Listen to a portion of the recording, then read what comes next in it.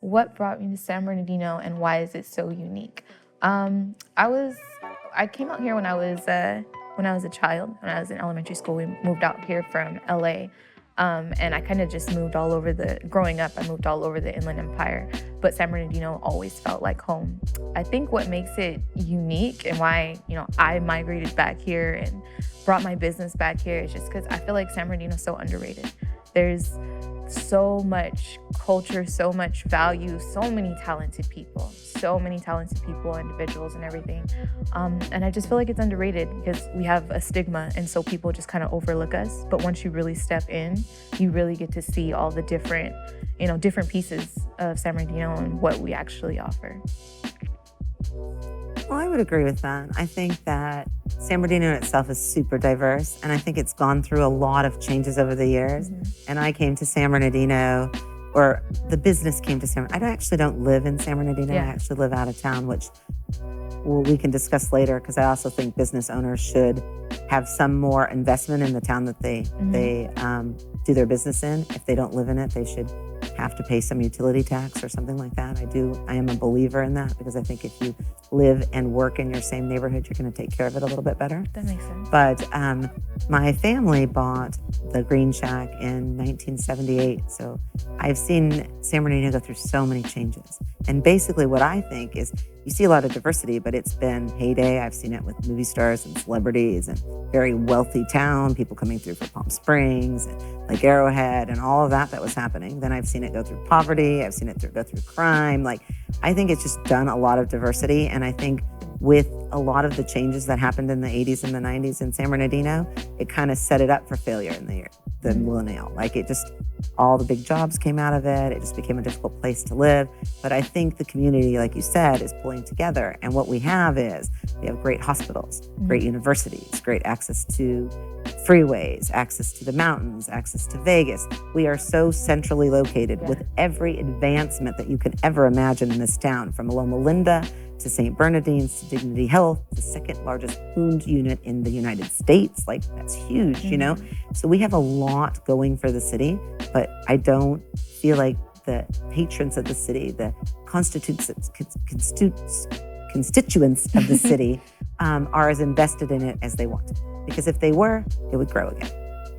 That's kind of my 2 cents. Yeah. Go ahead. No, go ahead. I've been in San Bernardino a while too. What brought me here? Our family was located in Pomona. I'm sorry, y'all. I'm messing with you. There's no such thing. There's no such thing. We're just chatting, girl. Right here. My family is from Pomona. My mom and dad were both born and raised in Pomona, and we just moved to San Bernardino. However, I could resonate with what you said. San Bernardino has always felt like home as well to me. I don't know exactly what it is, but it's like an energy. And to kind of piggyback off of what she said, there is a lot of untouched talent out here. There's a lot of people who, like you said earlier, we aren't awarded the same opportunities as a lot of other people in different areas. So when it comes to this business, and a lot of us weren't fortunate to just understand it or to be born into it or to know it. So we have to figure that on our own. And I feel like that's what San Bernardino is. When I look at people, I see so many different people just trying to figure it out, trying to figure out how to elevate, how to go to that next level. And that's why I stayed in San Bernardino, why I didn't leave. Because I know I don't know it all or anything at all, but I wanted to learn. And I'm thankful for everybody who helped me transition along my way. And I hope to be like a vessel and to, help others transition along their journey and along what they're doing. So that's why I never left San Bernardino. Even though I venture out, I don't plan on leaving San Bernardino. It's really people with that same type of mentality that are willing and open to learn new things and really stay here and keep what was the question about being unique? It's people like you who are willing to learn new things and keep it unique and keep it progressing and things like that. So that's amazing. As for me, I'm born and raised here. I've lived here all my life. Spent so much time here. Elementary kid, everything. I bought my first home here, met my wife here, had my kids here, brought my business here. Hell, even when a true life. Yeah. Even my wife would always say, she's like, "What's with you in San Bernardino? Are you ever gonna leave?" I'm like, it's home to me. You know, even so, I was an electrician before this. Even the electrical form, even in electrical, I got with the San Bernardino City Local Union. I'm like, it was a big deal to me because it was for San Bernardino. But yeah, this is my home, so this is where I've always been.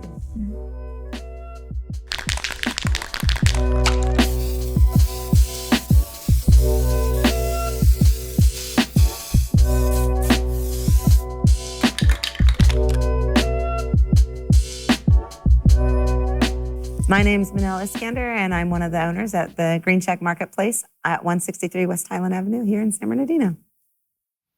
I'm Maiya Ashley, and I'm owner of Soigné Hair Studio and Barbershop, located at 331 West Highland Avenue. I'm Jose Chiprez, owner-operator, Downtown Fit Camp, located in downtown San Bernardino, 455 West 4th Street.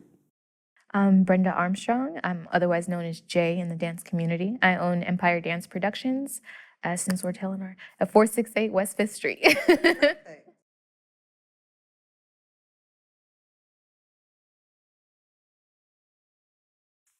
I'll run with that. So, like I Answer the said, first one.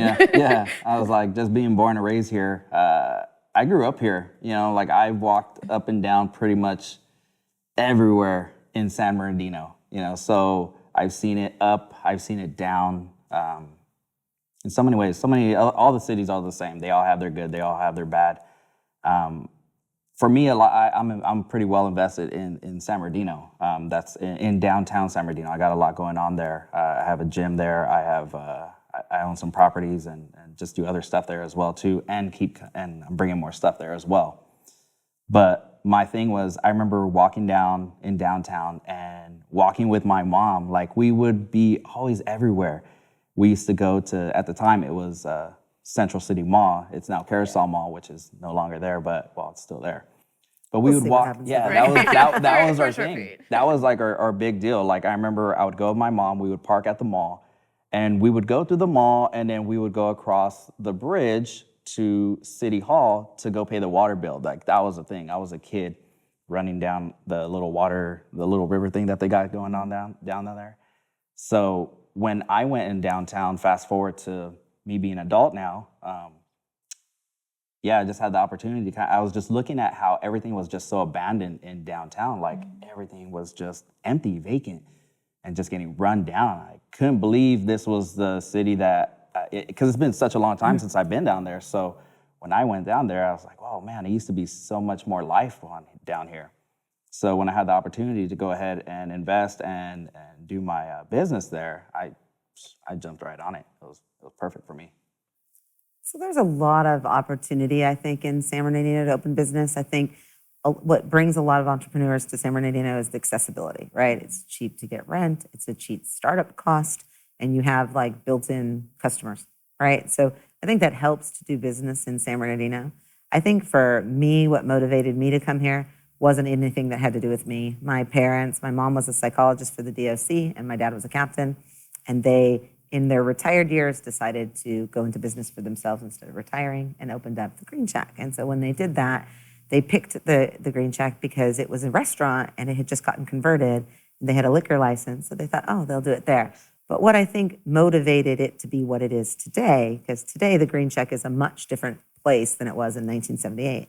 And it was just a liquor store market in 1978. And I think what motivated us to grow in San Bernardino was like that the people needed things. And that's what we were talking about earlier. Like, people come in and they don't have access to services, or they don't have access to bank accounts, or they don't have so many things. So we created it as they would come in and, you know, they needed to pay their bills. Then we would add bill paying services, or they needed a notary, then we would add notary services, or they needed DMV and they take cash for them, and we would be able to put it on company credit cards and things like that. So we could help the community. And I think San Bernardino was a great city because it was a city where a lot of people needed opportunity. And so, as we were talking earlier, people who come into San Bernardino with opportunity that don't pass it forward, I think just take from the people.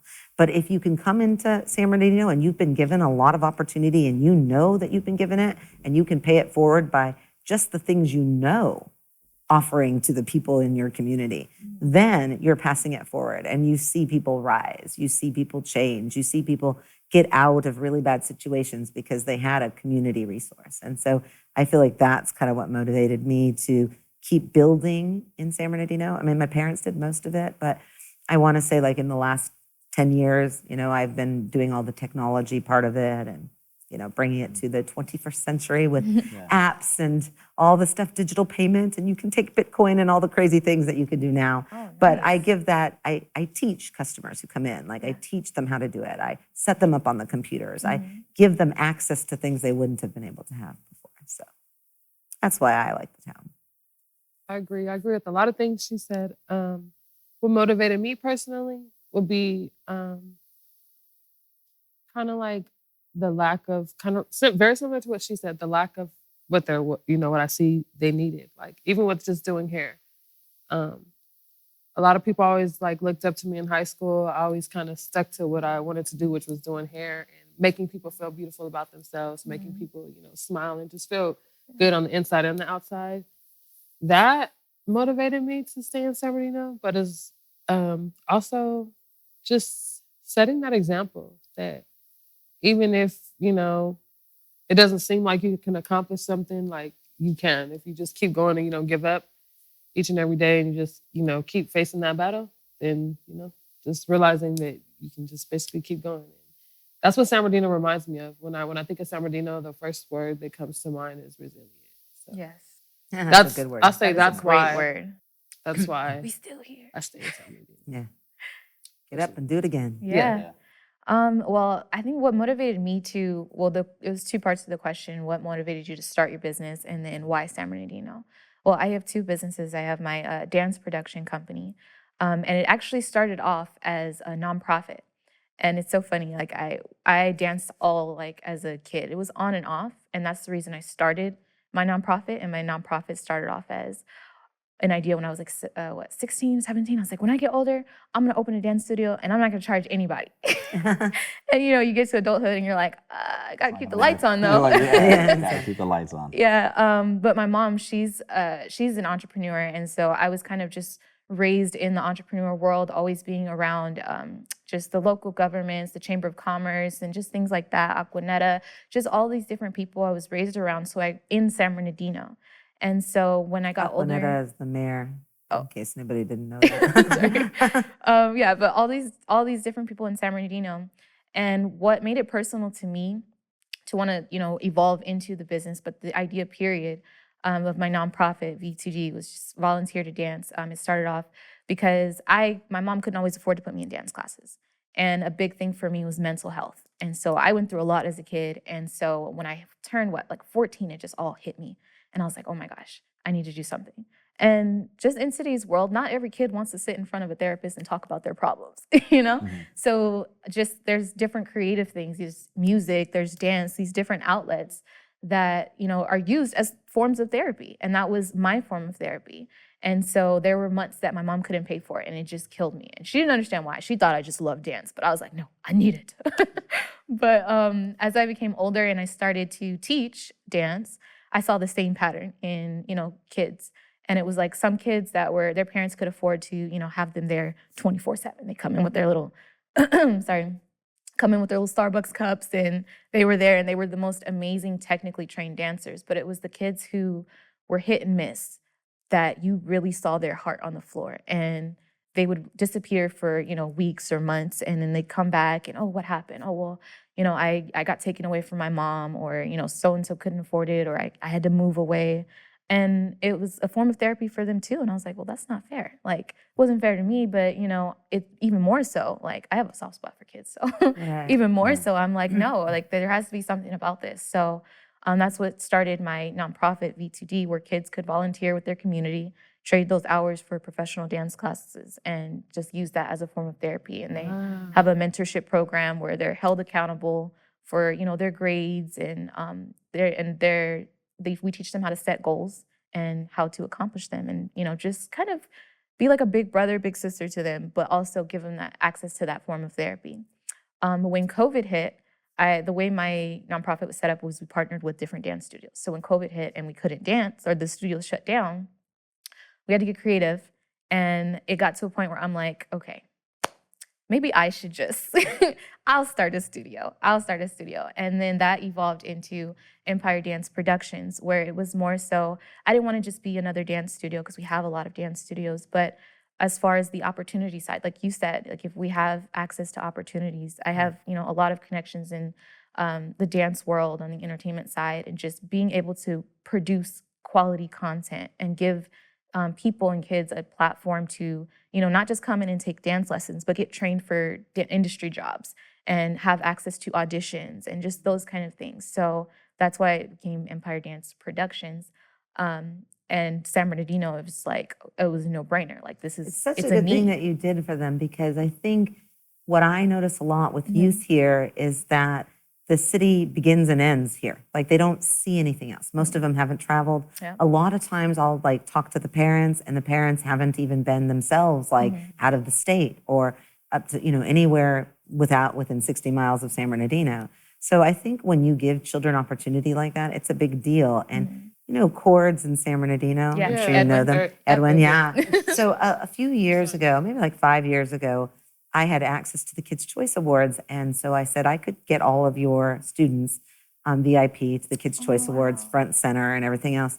So when they said that they could do that, and they went, these kids went on a private bus, VIP, went to the Kids' Choice Awards, they were front and center and everything else. And he was saying that their aspirations in life changed when they got back, because they saw that there's like life outside of where they were. And there was opportunity, and they were allowed the opportunity without their parents didn't have to pay for it. Nothing happened. It was just all a donation, right? Expanding their mindset. So, exactly. So what you're doing is that over and over and over again. And whatever you do over and over, whatever fires together, eventually wires together, right? Scientifically. So you think about consistently doing that. Like, I did a one-off, but to do it over and over and over is where you actually build real change. So what you're doing is remarkable. I just wanted to tell you that. Thank you so much. And that's my main passion really is dance, but and that's my first business that I started. But as business owners, we know we create the business to solve a problem, right? And if we're problem solvers, 9 times out of 10, we're like, okay, what's the next problem to solve? Right.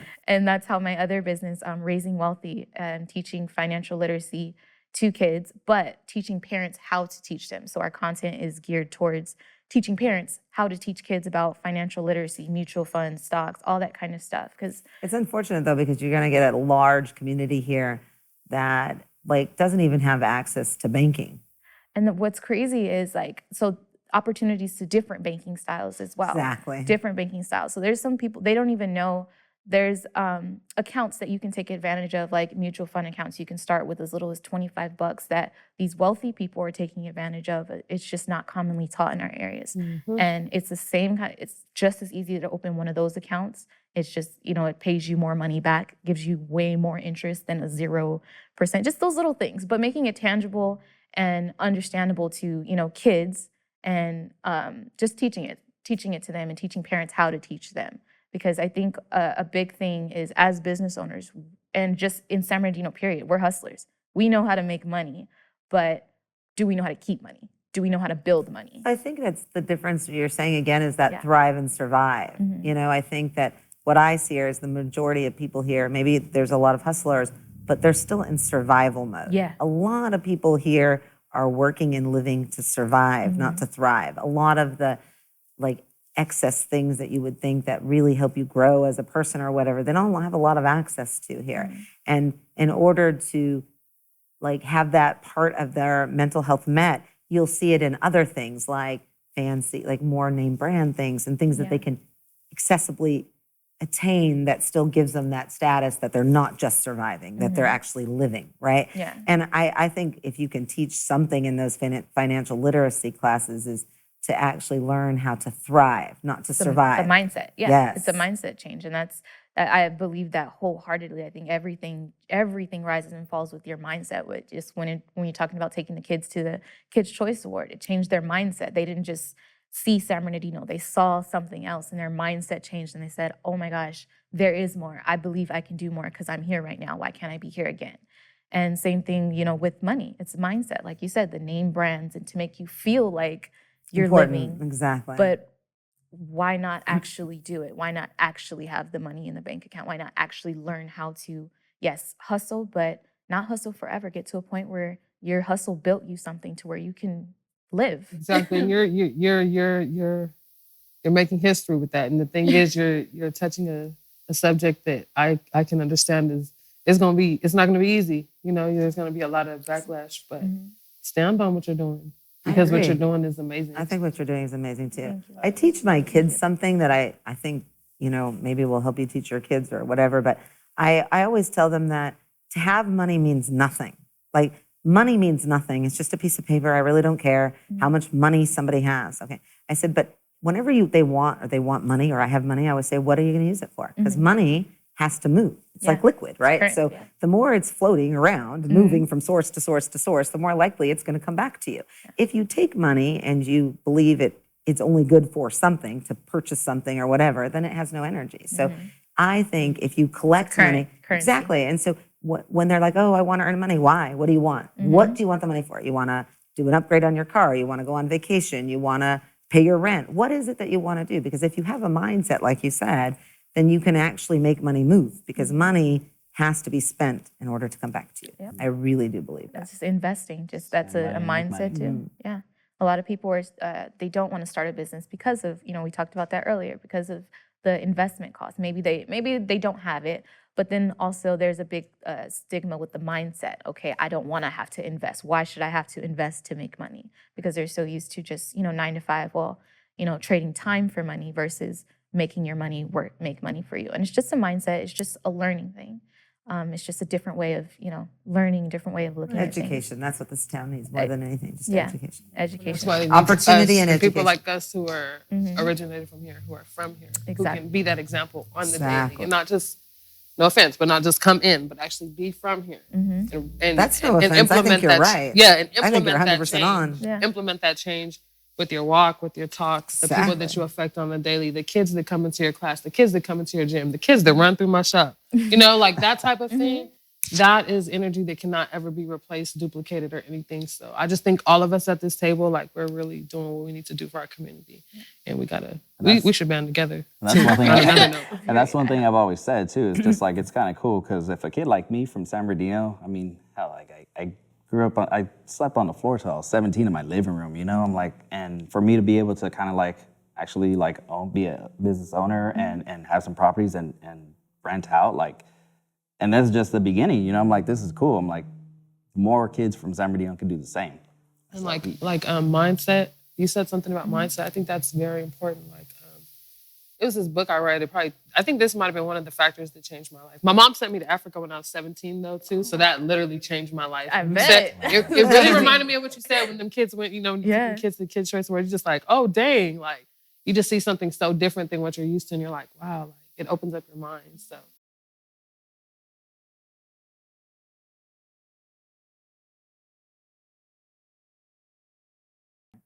So the challenges and lessons I've learned with my businesses that I feel like is, we kind of were talking about it off camera, which is just to get up and start again, to get up and start again. I think that in business, you are dealt blows on a daily, especially the bigger the business grows, the more successful it is, the more blows, the more fires you have to put out on an every single day basis. So I feel like if I could tell anybody it's just a hurdle, jump it out, get on the other side, get up and go over it again. Like if you let it weigh you down, it will weigh down your employees, it will weigh down your customers, it will weigh down everything around you. But if you can understand that bad things happen, good things happen, you don't know if it's good or bad, don't label it, just address it, then I think you're in a much better opportunity. And I feel like for me, we've had the Green Shack, over 40 years, and there's been some huge hurdles. I mean, we were robbed one time for $206,000. And that was a hefty, hefty blow, uninsured. But as we learned and put things in place, we didn't close down. We stayed open. That would have stopped a lot of people. I would have stopped a lot of people. I took a mortgage. My mom took a mortgage against her house and paid it off and reopened. And that was it. So I just think as long as you know that you only fail when you give up. It isn't, nobody can shut you down unless you've committed crime or you've been illegally shut down. But otherwise, it's you that shuts yourself down. So if you can get up and go again, then that's your biggest strength, the biggest tool you have in your basket, anything that you could give somebody is just don't give up. Just keep trying. Yeah, I think that is pretty much the foundation for any problem that you might, encounter as a business owner. Any problem, just like we were talking about mindset, like you said, just know that it's not always going to be peaches and cream. There are going to be some times where you feel like quitting, where you feel like, how am I going to do this? But you really have to become, being a business owner or starting a business, you have to become a different person. You have to, evolve yourself in how you can handle things and how you can handle, issues and just your mentality, growing your mentality. So if anything, like you said, mindset, I would say any problems that you would come into, just to prepare for that, start addressing your mindset versus and doing anything. everything that it takes. Like what I notice, and I see it a lot, especially post-pandemic, and I'm not saying some people had to close down, but like I was just driving the other day to a little restaurant I wanted to go to, and there was a note on it. It said, hopefully we'll be open tomorrow, closed due to staffing issues. Okay, well, I have staffing issues, and I didn't close one day during the pandemic. Yeah, that's a and choice. I went behind there and made sandwiches, processed Western Union, opened and shut. Like, how many times did I call up my kids? I'm like, I know you don't want to do this, but you are going to get your butt on here today. Right. And you get the people That's who why you're owe the you. boss. Exactly. Yeah. The people who owe you, the people that you've supported, you're like, I'm not shutting my doors down. These people count on me. Mhm. And I think when I see signs, oh, I'm sorry, hopefully tomorrow will be a better day, That's a that is a mindset. giving up mentality. Mhm. And it bugs me because I think if you want to survive in business, you have to do what it takes. Yeah. You don't get to call in sick. It doesn't work. Yeah, especially during the pandemic. I mean, Exactly. it pushed business owners to the max. Exactly. It I'm really like- exposed, do you have what it takes or not? Exactly. Not Show resources, up. not, Yeah. but do you mentally have what it takes? Because there's many resources out there. So some people, it may not be as accessible, but there's always a way. Like where there's a will, there's a way.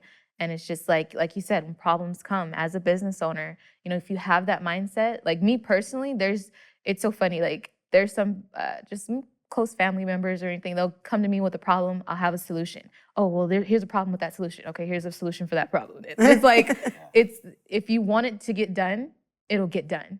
But you have to really want it, and you really have to put the effort into making sure it happens. There's a guy named Simon Sinek, and I know you saw me thinking while I was saying it, but the reason I had to say that is because he's a great speaker, but he says there are those that see what they want and those who see what gets in the way of what they want. Mm-hmm. So you either see what you want and you don't recognize what's in your way. So there might be a 2-hour line for a free donut, but you don't see the 2-hour line. You just see the free donut and you want the free donut. But if you're the person who sees what gets in the way, you're like, oh, free donut, but there's a 2-hour line. Yeah. So you either see what gets in the way of what you want or you see what you want. And that's what you were talking about. And I love that analogy by Simon Sinek. And I always think about that. If I want it, what am I looking at? Mm-hmm. That reminds me, one of the biggest problems I had I'd say the beginning. I got my shop when I was 23. Oh, go ahead, girl.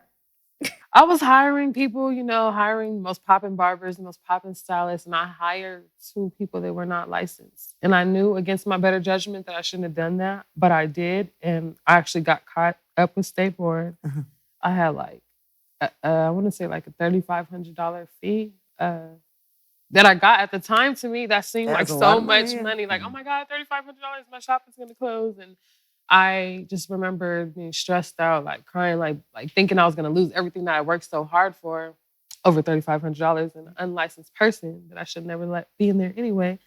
But that was one of the most humbling experiences that I had, because similar to what she said, it taught me you got to do what you got to do to make sure that you get what you need to keep going, and not to have to take this step back and then keep going, but to keep going. So I'm like, how do I get to this money? How do I get this? And figured it out, did some fundraising, did what I had to do to get the money and paid the fine off. And here I am 4 years later, but at that time, it seemed like I was not going to be able to get over that. I was like, oh no. But you did. And I did. And that's the point. And Yes. once you do it, then you have that muscle with you forever. Yep. And then it everything sets else the bar. seems so small. Yep, it sets the bar. You've done exactly. this, you can do what else you got. So that was 23. I'm 28 now. So I'm like, now I understand more about mindset and about, Or learn. Yeah. Learned a lot from there. That was a crazy experience for me. Yeah, but I mean, it's a good experience. Yeah. I think it's crazy, but I think they're good. Like the Green Check one time lost its food stamps for 2 years from a stupid mistake. Like a clerk, like undercharged, not overcharged, but it was a mystery shopper. And it doesn't matter if you break any rules, the same thing. And so it was just automatic shutdown for 2 years. It was like 2006 or something like that. But, at the same time, I thought, oh my goodness, it's going to shut us down or whatever. But we just reinvented ourselves, offered different products, went back on, waited the 2 years, reapplied at the end of the 2 years, and that was it. So, I just think when you learn that bumps are just bumps, they're not final destinations, until you're in the grave, it's no final destination, girl. Yeah, honestly, you just got to kind of learn from your mistakes, and then whatever obstacles are there, you just have to just figure them out, jump over them. Yeah. Don't let it just stay right there. Yeah, and then even learning how to learn from your mistakes is a thing too. So like you said, everything is mindset. So if you know that, well, if we're offering our advice of, you're going to have problems, so this is how you handle them. Well, invest into your mindset, start reading books, even if you're not a big reader, because I know in our community, in San Bernardino community, it's not, the cool thing to sit down and read a book, but there's audiobooks. I do a lot of audio. Yeah, I can't really just be there in front of a book, so I have audio going. Yeah, and me, I do audio too, just because I'm always on the move, so I listen to it in the car or in the morning when I'm getting ready, just like audiobooks and just motivational speakers, John Maxwell, Eric Thomas. I think Eric Thomas would be amazing just for this community, just because Eric Thomas, he's known as E.T. the hip hop preacher. And he's so raw. He talks about the fact he ate out of trash cans. He was he lived in abandoned buildings. His mom, he didn't have a dad. His mom was on drugs and all that stuff. And I think when you pour into your mindset and find people that you relate to, especially in this community, find people who have been in the position that a lot of San Bernardino people have been in, including myself. Growing up, we lived out of a car. We lived out of a motel. I was homeless. Like there was a lot of, bad things that happened, growing up. But at the same time, my mom also exposed me to different mindsets. She made me read the book Rich Dad, Poor Dad. And she made me, read these books to kind of open my mindset and start investing in myself that I can do more. And so when you're starting a business, knowing you're going to have obstacles, make sure that you invest in your mindset. And funds to the side just in case. Yeah, you're prepared to handle that.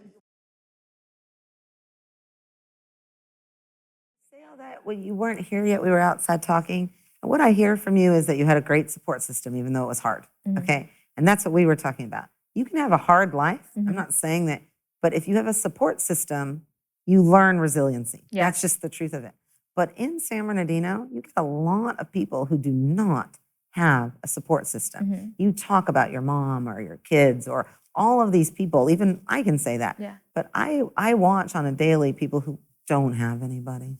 And I think a great so you need community. That's community. The answer is that community, and then as well, like what's his name? Gary Vaynerchuk. He's a really big investment guy. He's like he's known for just being vulgar. Vulgar, but you're talking about Gary V from TikTok. Gary V, yes. Gary V. Okay. Yes, Gary V. So Gary V, yeah, he's an inspirational spokesperson and stuff like that. But I think in this community, you need to have something tangible. Like I feel like these people can see people on TV and offer them, but if we build community within us, like that's what I try to do at the Green Shack, or what you probably try to do at your barbershop, or what you probably try to do at your your dance salon or at the gym.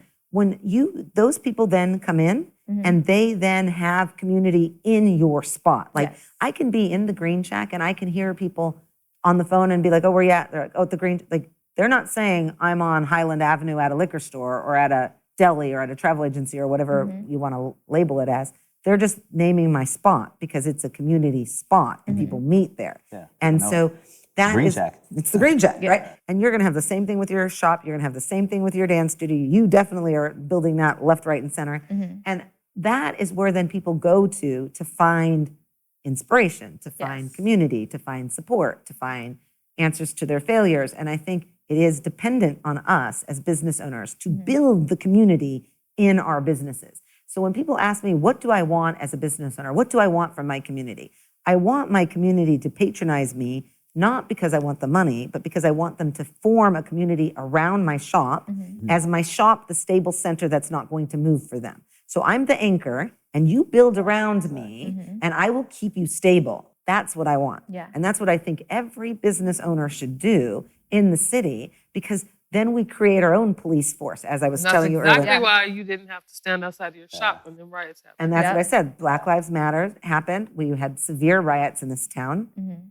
They heard my story already, but next door we have Arco, and across the street we have MT&H, and then we have the dollar store on the other side, and then 2 businesses down we have 7-Eleven.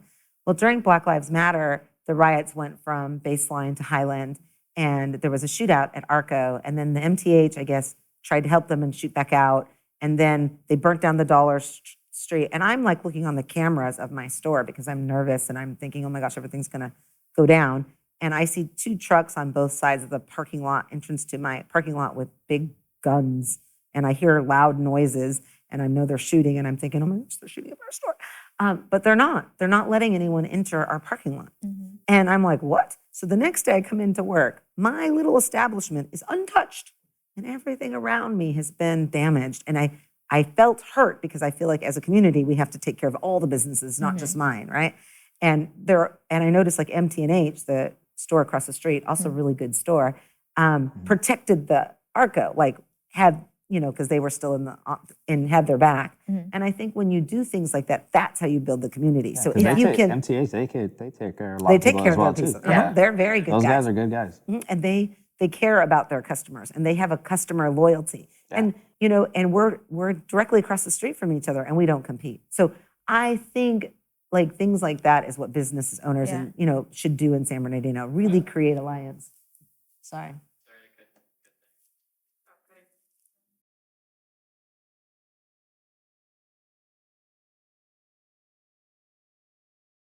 So the city supporting small businesses is extremely important. And I think in this city, there's a lot of complications with it. And I find that it's gone through a lot of political changes over the last couple of years, and it's about to go through a lot of council changes right now and charter changes. And I think the city in general, if it really wants to support small business, if it really thinks it can do that, it should not be looking at all of these programs just to clean up the city, because what's happening, I think, is it gets cleaned up and destroyed and cleaned up and destroyed, and it's self-perpetuating. I think if they could encourage business owners by looking and having workshops for business owners to help them, get pandemic money, for example, when that happened, or if they can encourage meetup groups, or if they go in and during certain times as businesses are first growing, maybe not all the code enforcements and all the crazy things that they walk down on, instead of like being against us before us, like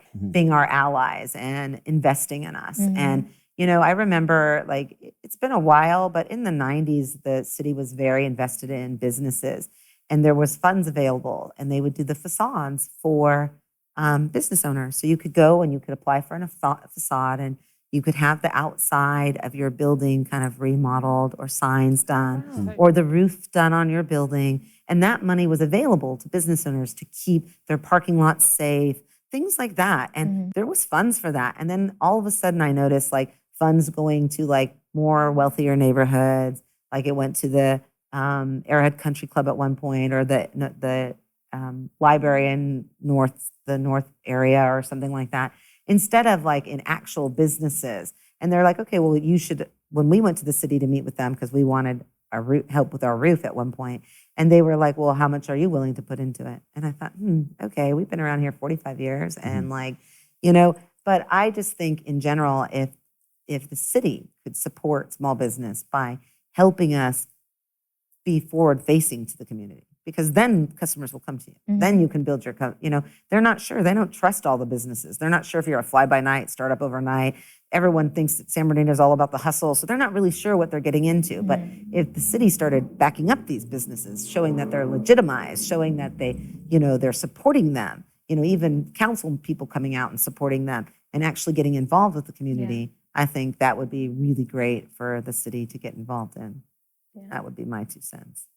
I think that's important too, just because the city is, we are a part of the city and we are ones directly with, the members of the city, the people who live here. We directly, help them and work with them. So if you invest into the people who invest into your people, then there's no losing in that, I don't think. And I think that's really, I love that. That makes complete 100% sense. And when you have that, like I'll just give you, we had an example too, like the fire chief recently, I met him for the first time like 2 months ago maybe.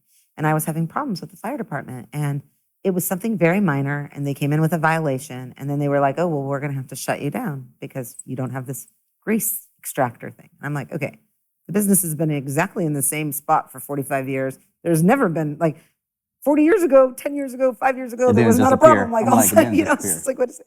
But it didn't matter. And I was still having it. And then I reached out to the fire chief, and the fire chief said, I'm going to visit your business. And came in, talked to us, and then it just went away. You know, like, okay.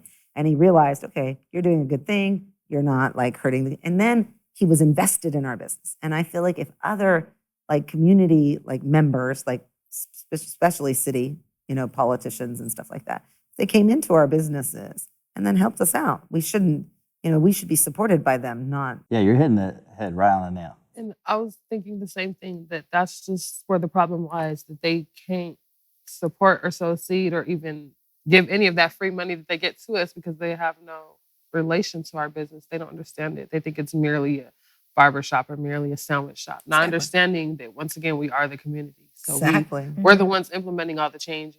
We're the ones setting all the trends and everything within the city. So I think that's true, though, that they need to be more accountable.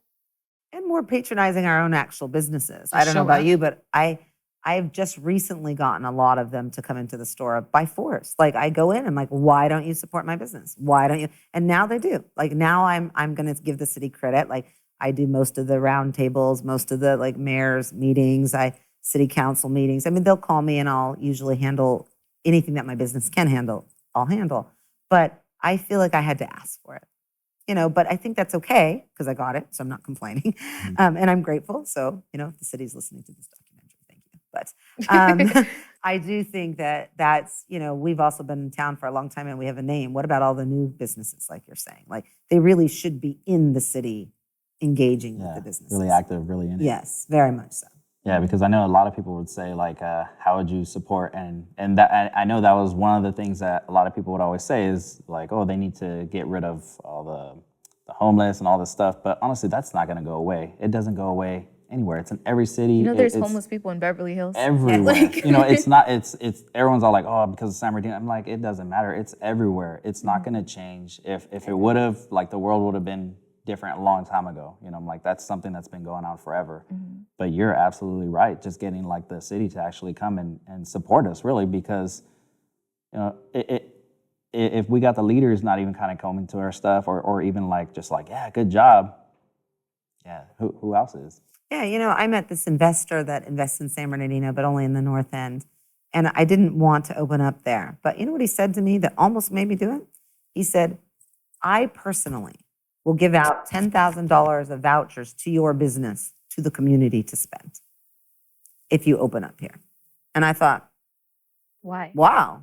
So that the community members would feel comfortable to come in and spend money in that business, right? So it's kind of free money. And it's an investor guaranteeing his investment that it actually produces and creates community. And I thought, you're a very smart investor because a lot of people will probably take your offer and open up a business because they'll have guaranteed income coming into their business, guaranteed customers who they can get to know, and if they have the skill set, they'll engage. But for me, it was just an overwhelming task because I had too many things going on. But I mean, the idea was great. I feel like you're right where you need to be. Yeah, I can't move anymore. I told them I'm going to unwind, not wind up. Yeah, so just to touch on that, I think, so the north end versus where you are now. Yeah, so I feel like just like you said about the city and just even investors and everything like that, I feel like it's going to perpetuate a cycle if we're continuously just focusing on one part instead of trying to, the chain is only as strong as the weakest link. So if San Bernardino is a chain and they're the different areas, if let's say downtown San Bernardino was one of the weakest links and we just, oh, well, that's weak link, so we're going to ignore it, or we're not going to invest into that, or we're not going to, then it's only going to be as strong as your weakest link. So I really think, yes, you know, the areas that are doing better and that are, you know, nicer and things like that, obviously everyone needs funding, everyone needs, you know, attention. But if you really focus on where the problem areas are and really care about the problem areas instead of just, you know, and then it goes into a whole other side of that. But you know, when they talk about, what you're talking about is something called ontological design in a city. And what they do is with a city, they like say, okay, your environment, if you design your environment, it designs you back. That's kind of the idea. So like, if you think back down to caveman days, if you had like you didn't have a knife, so you didn't cut your meat, so your teeth were sharper. But once we developed knives, we stopped having such sharp teeth. It's kind of the idea. So whatever you create in your environment will automatically design you back. Does that make sense? Yeah. So I think when they like structure city design, they do like more where there's more homeowners, more security, more stability first, okay? Because I think they think if they invest in those communities, they'll spill over and create the tools for the next person, because it's the majority.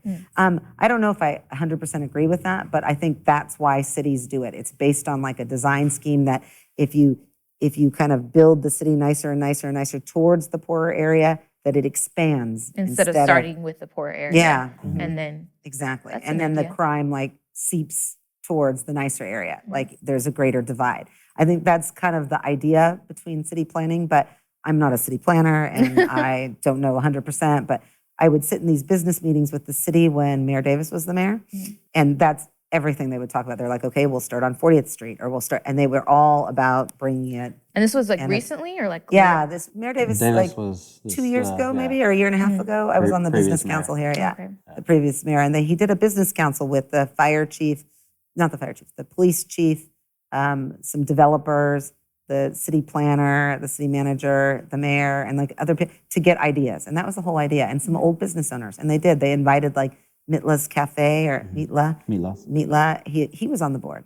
And, you know, he'd been in the city the same thing, like 40 plus years or 50 plus years or however long he's been in the city. But they got ideas. And I think it was great, the soundboard and the brainstorming. But I think too much talking, too many meetings, and no action. That's what I think. Yeah. And so I asked how long ago it was, because if that sounds like a great idea, you know, letting it trickle down. But if that was the idea 20 years ago and it still hasn't gotten here, you know? No, they did a good job. I guess all 40th got really nice, and they did planters, and they started doing it. They took off the recycling center in front of Stater Brothers. But I mean, Yeah. like, That didn't do the much. Stater Brothers guy was there too, Sorry. the CEO of Stater Brothers. But I mean, like I said, you had like a few people, and they were like the puppet masters. I can't explain it, but like, you need a team for that stuff Yeah. to happen, And not a that's few why it's string like we leaders. need the small businesses to Yeah. support each other. I think that's the best Amongst, scheme. you know what I mean? Yeah. I think that's like the Because I the think power we're the really lies strongest with, link. I was about to say, the power really lies with, you know, us. We're direct to the consumer. We're direct to the people who live here. And just like we talked about earlier, starting the community with us, you know, people are directly correlated with us personally. So, you know, I think, like you said, Yeah, we provide the jobs, we provide the income, we provide the taxes, and we provide the community. Exactly. So to me, I feel like we're the strongest link. like, And you want I us to tried survive. like 2 years ago to bring some business owners together, but that's why I probably wouldn't be well liked, because I think I did a meeting when the roller rink was still in existence, and I had all the business owners come and meet. And here's the problem. They're like, well, why is your window not getting busted out? That was when the baseballs were going through all the windows and mine didn't get.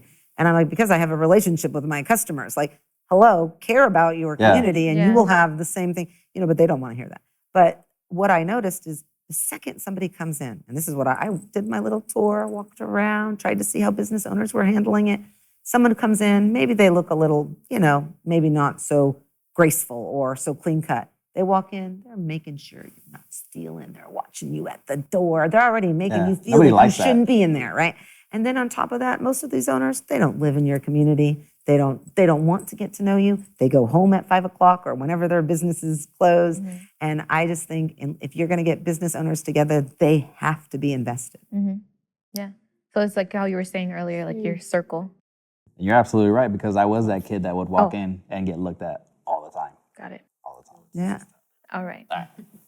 I didn't see, I was looking at, like, in my All right. So the Green Shack has a lot of social media. We are on our website, www.greencheckmarket.com. We also have our own app, and it's called the Green Check Deli. It's free on Google or Apple. We also have an Insta at TGS Market, and we have a YouTube channel. I think we're pretty socially plugged. If you just put in Green Check, you'll find us. Sonia Hair Studio and Barbershop is my location. My location is 331 West Highland Avenue. If you want to find me on Instagram, my_Ashley, #Ashley on hair. Thousands of pictures will pop up. I also have stylists and barbers under me. All their Instagrams are on my page as well. So. And you have a monthly event. Please tell us about thank that, you, Ashley. thank you. I want to know more. I have Soigné Sundays once a month. We link up the entire community. We have 10 to 30 different vendors, and they come set up in my parking lot behind my establishment. And we just highlight the businesses in the community, and we have a pop-up shop for everybody to come spend with our small businesses. It's awesome. It's on the back of my shirt if y'all want to see that. Okay. There she goes. I love it.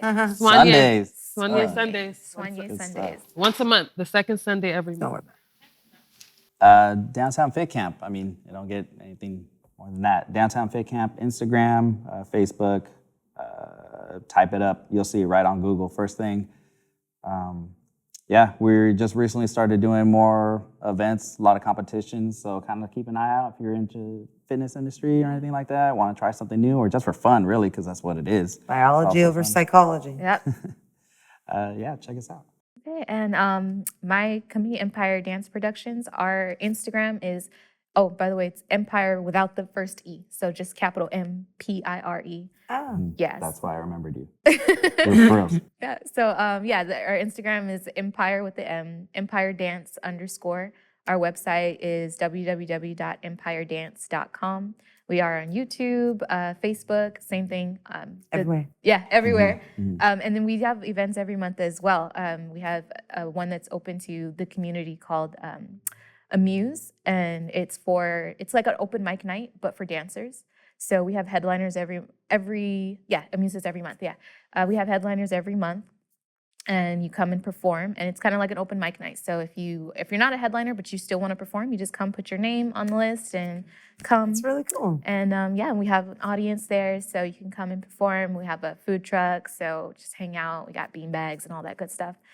And then also we have Heels and Sip, which is every other month, and it's like a girls' night out, ladies' night out, where come drink some wine and put your heels. Why can't I sit? No, You can come. You have to wear I'll heels. lend you a pair of heels. I'll lend you a pair. Yeah, you can come, definitely. Anybody is welcome. I have some guys there who come too, All right. They wear heels though, so just be prepared. Challenging. But yeah, Heels and Sip. And you come, you learn a sexy dance routine and get some liquid courage, and so that's it. Love it. So we're supposed to say about this. We do. Oh, okay. We gotta say 1, 2, 3. Thanks for joining us. This is Just SB. Okay, question, because we were looking at each other Yeah. and then I trying know. to We figure look at out each which other. Let's try again. Or look at you. Let's all look that way. Ready? Let's all look that way. This Look way? up. All right. 5, 6, 7, 8. Thanks for joining us. This is Just SB. Yeah. All right. Okay, you do it. You're the dancer. You count it down. I like how you said 5, 6, 7, 8. Yeah. I'll keep it. All right, ready? 5, 6, 7, 8. Thanks for joining us. This is Just SB.